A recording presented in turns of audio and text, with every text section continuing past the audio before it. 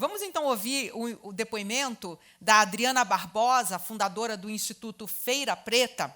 O Instituto é uma plataforma que, há 16 anos, fortalece e valoriza a cultura negra no Brasil através do mapeamento do afroempreendedorismo e atuação na capacitação, aceleração e incubação de negócios. Responsável também pelo maior evento de cultura e empreendedorismo negro da América Latina, onde empresários negros mostram sua criatividade e inventividade nas áreas da moda, música, gastronomia, audiovisual, design, tecnologia, entre outras. Então, a gente vai ouvir agora a Adriana, só lembrando agora o pessoal que está nos assistindo ao vivo pelo Facebook, que pode enviar suas perguntas pela página, e a gente vai depois selecionar e apresentar, na hora do nosso debate aqui, a gente vai apresentar as perguntas que foram selecionadas para os nossos palestrantes. Portanto, palmas para a Adriana, vamos ouvi-la agora. Obrigada.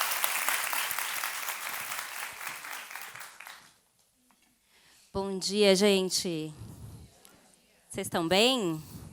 Ai, que bom. Eu também estou muito bem, estou muito feliz por estar aqui no Itaú Cultural, um lugar que eu frequento muito, inclusive recomendo vocês a exposição do ILE, que está aí. Eu sou da área de gestão cultural. Agradeço também ao Itaú, o programa Itaú Mulher, por poder me convidar, né? Estar aqui hoje. Quem tem medo de falar em público? Eu. Nossa, vocês estão bombando, hein, gente?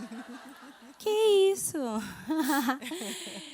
Eu tive muito medo de falar em público na minha jornada e vou falar que cada vez que eu vou contar a minha história, contar o que eu faço, me dá um friozinho na barriga, meu coração começa a disparar. E aí, se eu falar muito rápido, vocês fazem assim, e aí eu paro, tá bom? Eu desacelero. Enfim, eu sou daqui de São Paulo, tenho 41 anos, sou mãe de uma menina, que chama Clara. Venho de uma família de matriarcado, fui educada por bisavó, por avó, por mãe. Tenho uma menina, imagina quantas mulheres, né? Quantas gerações de mulheres. A minha questão é como é que eu vou quebrando esses ciclos, né? Assim, de reproduções. Uma hora vai ter que chegar homem também, né? E depois eu vou explicar o porquê disso. Eu comecei a trabalhar cedo, com 17 anos, comecei a trabalhar em rádio, trabalhei aqui na Paulista, na Rádio Jovem Pan, trabalhei na Rádio Gazeta, e eu era estagiária, e toda vez que a gente ficava sem grana, né, porque a gente vivia sem grana, a gente parava no Habib's para almoçar, e só tinha dinheiro para aquelas esfirras de 90 centavos, 80 centavos. Vocês lembram disso, gente? E aí... É disso também, né? Eu sei. Quando eu cheguei a São Paulo, era 35 centavos. Aí, gente, então, tá vendo? 26 anos atrás, era 35 centavos. Na oferta, ia até a 19. Aí, gente, estamos juntas. Nossa, comi muita esfirra. Mas tinha uma parada dessa história da esfirra, que como a gente não tinha dinheiro para comprar o refrigerante, a gente pegava o limãozinho, espremia no copo com açúcar, e aquele era o nosso refresco, e a gente fazia dupla com a esfirra de junto. Sim, né? exatamente. E aí eu fui aprendendo logo cedo que das questões de vulnerabilidade, de escassez, que a gente precisa ser muito criativo, inventivo para poder dar conta da vida, né? E foi isso que a minha família me ensinou, essas mulheres. O que eu sou hoje, eu devo a essas mulheres, né? Minha bisavó, minha avó e minha mãe e minha filha agora. A minha avó veio para cá muito cedo, com 12 anos de idade. Ela é de Barretos, interior de São Paulo. Trabalhou com uma família por mais de 60 anos. Minha mãe nasceu na casa onde a minha avó trabalhava como empregada doméstica. A gente não tinha uma casa própria, né? Então, a nossa família se construiu na casa de patrões. E eu fui a primeira geração da minha família a ir para uma universidade, a cursar, fazer pós-graduação e tudo, né? E com o tempo, depois, quando a minha avó se aposentou, essa família ajudou a minha avó a comprar casa num bairro classe média. A gente era a única família negra naquela região, e negra e né, pobre, né, periférica, numa região meio que central. Mas eu aprendi com com a minha bisavó, que depois veio para ajudar a minha mãe e minha avó, de que a gente precisava minimamente se ajudar, né? E toda vez que faltava dinheiro para minha avó pagar a conta de luz ou de água, minha bisavó, que já passava dos 80 anos, inventava alguma coisa. Então, ela falou assim, bom, Adriana, esse mês a sua avó está com dificuldade de pagar a conta, eu estou vendo aqui que a conta está aqui, ela não tem aqui o boleto de que foi pago, eu vou fazer uma coxinha. Então, ela olhava na despensa o que tinha, era peito de frango, era farinha de trigo, produzia a coxinha e falava para eu entregar, né? Falou, mas vó, você vai entregar a coxinha, então eu vou fazer, você vai entregar a coxinha, vai sair vendendo de porta em porta essa coxinha. E assim eu fui sendo educada nesse olhar da minha avó de dar suporte, da minha bisavó, de dar suporte para minha avó na minha educação e na educação dos meus irmãos. E aí, nesse sentido, depois que ela veio com essa história da coxinha, ela veio com marmitex, porque ela falou, bom, minha coxinha está bombando, acho que dá para a gente fazer o marmitex. E depois do marmitex, ela resolveu abrir a porta da nossa casa, como se fosse um restaurante. Eu falava assim, vó, mas aqui é a nossa casa. Ela, sim, é a nossa casa, as pessoas vão vir, vão gostar de ter uma experiência gastronômica. Minha bisavó, que já passava dos 80 anos. E sabe qual era a experiência gastronômica para ela, caseira? De que a gente podia comprar Coca-Cola de 2 litros e servir para todo mundo. Imagina, eles vão gostar, eles vão se sentir em casa. E exatamente as pessoas se sentiam em casa. Ela nunca tinha frequentado nenhuma escola de comunicação, marketing, não sabia precificar, não sabia estratégias de liderança de equipe, mas ela fazia isso com a nossa família. Então, eu entregava, anotava os pedidos, a minha mãe ajudava a embalar, a minha avó, quando estava em casa, por algum motivo de folga do trabalho, ajudava ela a cozinhar. Ou seja, ela tinha uma visão 360 graus do negócio dela. E eu nunca vou me esquecer que um dia ela falou assim, então eu acho que assim, a gente precisa comunicar, né, Adriana, como é que a gente vai falar para as pessoas que a gente tem a marmitex? Faz aí a faixa, coloca quentinhas da Dona Maria, prega lá na Avenida Jabaquara, faz cartões de visita, panfletos e distribui perto de obras, porque é lá que vai mobilizar o público. E eu ficava olhando aquilo, ela já passava dos 80 anos, eu tinha 12, 13 anos, eu falava assim, caramba, como pode ela tão sagaz e conseguir, dessa questão da civirologia, né, dessa escassez, e ser bastante inventiva. E foi nesse contexto que eu fui adolescendo, né? Fui fazendo meu processo de adolescência. Eu tinha uma dificuldade, por eu ser num bairro nobre, ser a única família negra, eu tinha poucos amigos negros. E eu fui me identificar como negra à medida que eu fui frequentando as baladas da Vila Madalena, as baladas de black music, que eu via outras pessoas negras e falava, caramba, estou vendo meus iguais, eu sou negra. Comecei a me conectar com a cultura afro-americana. E foi dentro desse meu processo de me reconhecer negra que eu começo a entender a minha identidade e a identidade dessas mulheres negras.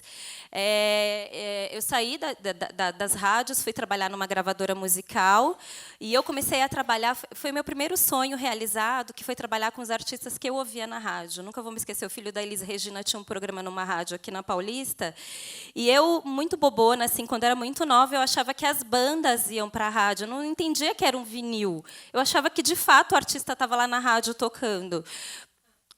Tipo Papai Noel, gente. E aí eu ficava ligando para ele, lá para o programa, né, que atendia os ouvintes, para falar com ele. Era uma emoção, ouvia todos aqueles artistas que ele tocava. E aí teve um belo dia que, quando eu estava trabalhando numa dessas rádios, eu conheci um programador de música, fiquei muito próxima a ele, e quando eu fui demitida dessa rádio, eu fui trabalhar numa produtora de vídeo, e um dia me ligaram nessa produtora, era esse rapaz que eu tinha conhecido de uma gravadora, pedindo para eu ligar para ele, porque ele queria me dar algum ingresso para assistir algum show. E aí, quando eu fui retornar, atendeu como gravadora Trama, que era a gravadora do filho da Elis Regina. Falei assim, caramba, você está aí? E eu passei a ligar para ele todos os dias, para ele arrumar um emprego para mim. E ele falou, cara, eu não aguento mais você me ligar, Adriana, vem trabalhar aqui. Você sabe dirigir? Eu não, mas eu aprendo. Ele, você tem carro? Não, mas eu vou conseguir alguma coisa. E aí meu pai fez um rolo. Eu estou falando, depois vou contar como é que os homens entram na minha família, mas eu venho de famílias, geração por geração, quando eu falo de quebrar o ciclo, minha avó casou, mas o marido morreu cedo, minha mãe nem chegou a casar. Tipo, eu comecei a ter o contato com meu pai, né, essa figura masculina e paterna depois de velha. Então, quando eu falo de quebrar os ciclos, como que a gente olha para essas reproduções que acontecem na nossa vida de forma ancestral, entendeu? E se vocês forem parar para estudar a questão da solidão da mulher negra, de várias questões da vulnerabilidade da mulher negra, tem uma explicação que ela é histórica e ela é ancestral. Porque eu falo assim, bom, você está num programa de mulher, está falando que falta homem, eu falo, que parada é essa, né, Adriana? Mas aí, dessa história de trabalhar nessa gravadora, eu comecei a me conectar com esses artistas. E aí, tipo, foi um tempo que eu fui muito feliz, porque eu levava os artistas que eu ouvia para tocar nas rádios, né? Circulei em muitas rádios que tem aqui na Avenida Paulista, levava nas emissoras de TV. Imagina, eu ia com Ed Mota, com Cláudio Zoli, com Leci Brandão, para Simoninha, Jairzão, para tocar a música deles nas rádios e nas emissoras de TV. E aí eu acabei perdendo esse emprego. Foi quando eu me conectei com uma amiga nessa época de baladas de black music, e a gente começou a falar assim, bom, como é que a gente vai dar conta da nossa vida, né? Porque eu não conseguia voltar para o mercado fonográfico, e ela, que era gravadora, e ela não conseguia voltar para a área de cinema. E aí a gente formou uma dupla da Civirologia, que é, na verdade, o poder de se virar, que eu herdei da minha bisavó, né? De se vira, pedala Robinho, se vira, garota. Então, eu comecei a vender as minhas roupas, montei um brechó da troca. A minha amiga começou a vender o pastel da mãe, que a mãe dela era quituteira, e a gente formou a dupla da Civirologia, percorrendo as feiras de rua, vendendo as nossas coisas. Numa dessas feiras de rua, teve um arrastão, na Vila Madalena. Foi uma edição que a gente tinha conseguido guardar uma grana para poder investir em mercadoria, e eu nunca vou me esquecer que eu fui no Exército da Salvação, tinha acabado de chegar um container de roupa de outros países, comprei o que eu podia de peças para vender nessa feira, e quando teve arrastão eu perdi parte dessa mercadoria, e tá eu e ela voltando de ônibus, toda carregada. Quem é expositora, quem é empreendedora de feira de rua sabe bem o que é isso, montar feira de rua, vem toda carregada, com mala, com arara, com tudo que pode. E aí eu falei, cara, não dá mais para a gente ficar só nesse esquema da sobrevivência da civirologia. Na época, ela tinha uma menina de 5 anos. Eu não tinha filho, mas ela tinha. E ela falou assim, Adriana, eu não estou dando conta disso. Psicologicamente, isso também não está me fazendo bem, fisicamente, psicologicamente e financeiramente, né? Foi aí que a gente se conectou com essa cultura negra americana, que a gente frequentava as baladas de black music. No final da década de 90, início dos anos 2000, a Vila Madalena fervia de música negra. Tinha um movimento muito forte, principalmente em São Paulo, de coletivos de cinema, de coletivos de teatro, a cena cultural negra na cidade. Inclusive, Itaú Cultural foi palco de muita produção cultural e intelectual de vários coletivos e de vários movimentos. E, na época, a Unilever foi a primeira multinacional no Brasil a lançar um produto segmentado, que foi o Lux Pérola Negra.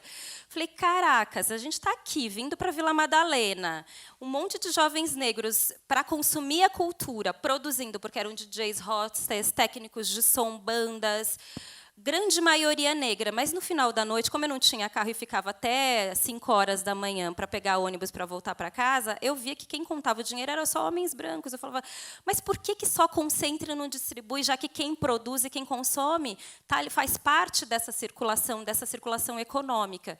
E foi desde então que eu e ela, a gente voltando, né, de ônibus, lá toda carregada, toda encalacradas, a gente decidiu fazer a Feira Preta em 2002, na Praça Benedito Calixto. Uma ideia na cabeça, um sonho no coração, R$0 no bolso, porque a gente não tinha dinheiro mesmo. Para vocês terem uma ideia, quando a gente juntava sempre as nossas moedas e perguntava quem é que vai para a reunião, ou quem é que vai almoçar hoje. Ou a gente dividiu o almoço, ou a gente dividiu o miojo. Era assim que a gente era, R$0 no bolso.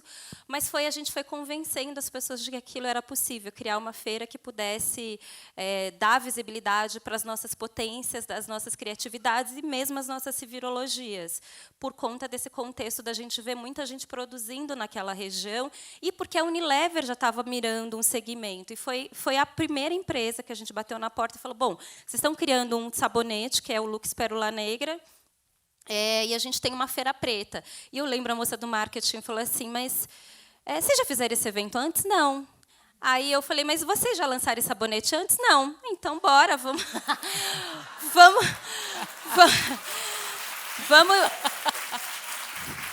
Vamos descobrir junto como é que faz isso. E foi assim, a Unilever, na época, investiu muito pouco, assim, muito dinheiro merrequinha. Assim. Até o que eles gastaram de ativação da marca foi um valor muito maior de exposição da marca do que propriamente no investimento no evento.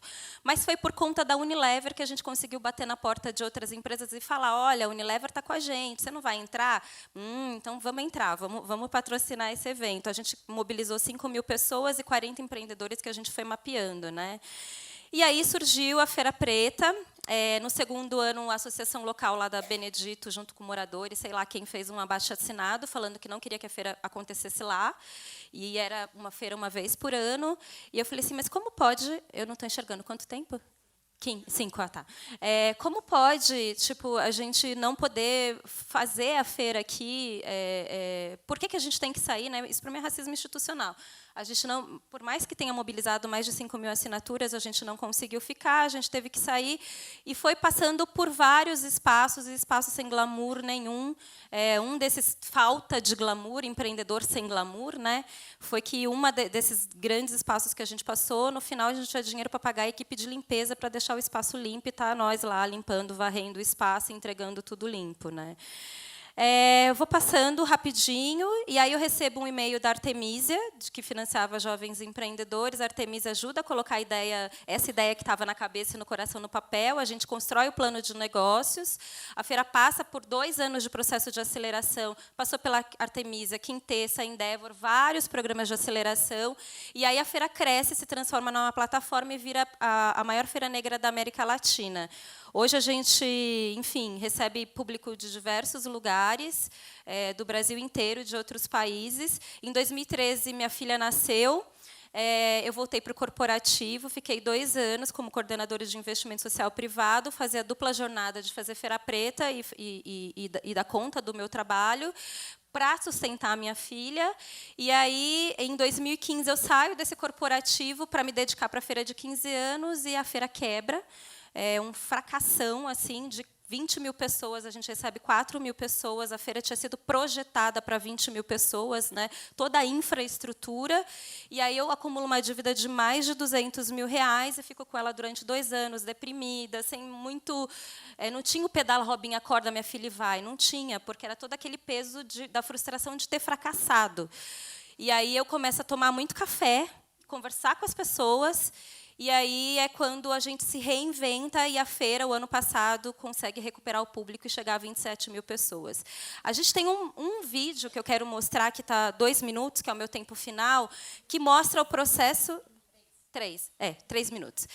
Ele tem 3 minutos, que mostra esse processo dessa guinada, de como que a gente teve que fazer para reinventar a Feira Preta, que se transformou no festival e vai acontecer agora em novembro. Vocês estão todas e todos convidados. E o programa de aceleração do empreendedor, que faz parte desse reinventar de um projeto que a gente está fazendo, projeto não, né? Um empreendimento, me aproprio disso, né? Durante esse ano, 17 anos. Podemos passar o vídeo? Se bater os 3 minutos, pode cortar, tá? Para não estourar o tempo. A metodologia foi construída fazendo uma analogia com um rio com a sua nascente, com as suas afluentes e que deságua no mar. E é uma forma também da gente ressignificar essas águas por onde vieram os povos africanos para serem escravizados no Brasil, né? Então, o rio com a sua nascente, pelo autoconhecimento, e com o seu deságua no mar, que são as feiras e os mercados. A Feira Preta é um desses espaços de escoamento dessa produção. A Feira Preta, ela movimenta esse mercado, né? Ela tem um poder de aglutinação desse mercado que muitas vezes é disperso. Metade da população brasileira hoje se reconhece como negro. Mas quem oferta serviços para essa população de maneira afirmativa? Sendo uma empreendedora negra, começa como uma única alternativa, como um bico, e depois você vê aquilo se tornar, na verdade, todo o seu trabalho. Um crescimento que, às vezes, no trabalho formal, você não tem. A melhor tecnologia que a gente tem é a tecnologia do afeto, a do olho no olho. E é esse o propósito que a Casa do Olab tem, para a gente receber a Feira Preta, o Afrolab, que faz todo sentido dentro do nosso mote de missão, né? Muitas pesquisas dão conta de mostrar que, na verdade, mulheres negras empreendem mais. Não é simplesmente porque a gente nasceu com esse tino de empreender apenas. Acho que tem esse lado também, mas tem o fato de a gente não estar tão inserida no mercado de A trabalho. gente foi muito projetado a cuidar do enriquecer o outro, né? A faculdade faz isso, né? A academia formal faz isso com que a gente pense no negócio do outro, pensar em si, como que eu vou pensar que um negócio de bolo de pote eu posso pensar como uma empresa, como um negócio. Por eu estar fora do mercado de trabalho, na época minha filha tinha 1 ano e pouquinho, então eu precisava urgentemente arrumar um meio, né, de arrecadar uma grana, e eu vi na produção de acessórios uma possibilidade, né? Isso tanto do Afrolab, tanto a vivência da Feira Preta, você está falando entre os seus. Então, eu quando estou na Feira Preta, é como se estivesse dentro da minha casa, da minha família. Meu povo negro, a minha família é acolhido, todo mundo se entende, todo mundo se acha, a gente se conecta, e eu acho que isso que é o que liga, é o que bate, é o coração.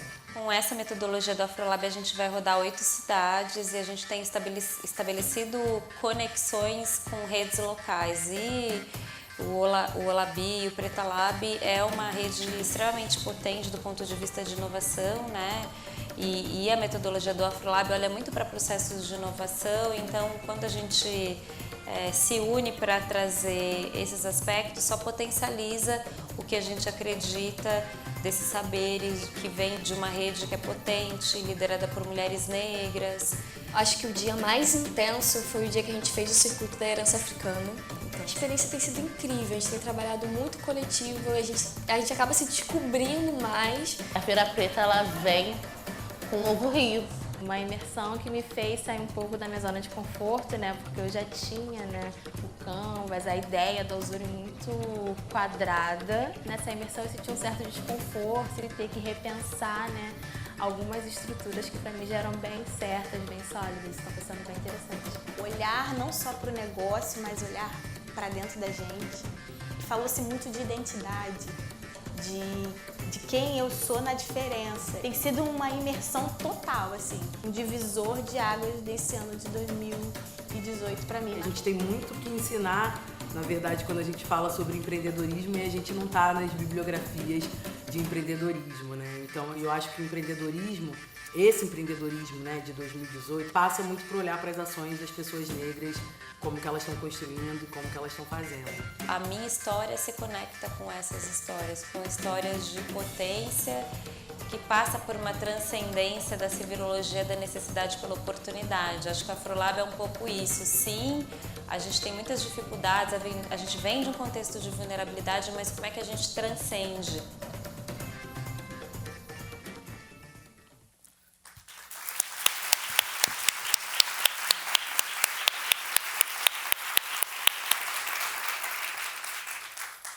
Resumidamente, muito obrigada. Eu acho que a gente não conseguiria fazer essa história do Afrolab se não fosse esse apoio do Itaú para disseminar essa informação. O Brasil completou esse ano 130 anos de período pós-abolição, né? A gente tem pouco tempo, são 13 décadas frente a 400 anos de escravidão. E se teve uma coisa que a população negra fez aqui no Brasil foi empreender em suas vidas e empreender em negócios. E que vocês possam olhar para isso com empatia e suportar outras mulheres negras empreendedoras para potencializar muitas outras mulheres, outras famílias. Obrigada.